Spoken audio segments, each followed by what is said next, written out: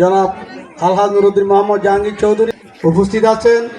আমাদের ইদ্রিস ভাই আমাদের আসন্ন ত্রয়োদশ জাতীয় সংসদ নির্বাচনত বিএনপি মনোনীত সংসদ সদস্য প্রার্থী লায়ন মোহাম্মদ আসলাম চৌধুরীর ধানশীষ প্রতীকে নির্বাচিত করিবার লক্ষ্যে সীতাকুণ্ড উপজেলা সোনাইছড়িত এক উড়ান বৈঠক অনুষ্ঠিত এই এলাকায় আমার ফটিকছড়ি আমাদের ফেব্রুয়ারি 1 তারিখ রবিবার আজন্য 7টায় ইউনিয়ন ও 4 নম্বর ওয়ার্ডের হাজি মোহাম্মদ শফির বাড়িত এই উড়ান বৈঠক অনুষ্ঠিত হয়।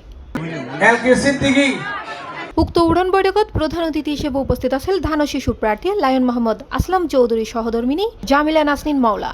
10 দিন ধরে বিভিন্ন ওয়ার্ডে যাচ্ছি এবং আমরা বিশেষ করে এই সীতাকুণ্ড 4-এর ভোটার সংখ্যা 4 লাখের উপরে, 4 লাখের মধ্যে 2 লাখের উপরে মেয়ে ভোটার, মহিলা ভোটার আর 2 লাখ উপরে পুরুষ ভোটার, প্রায় সমান সমান।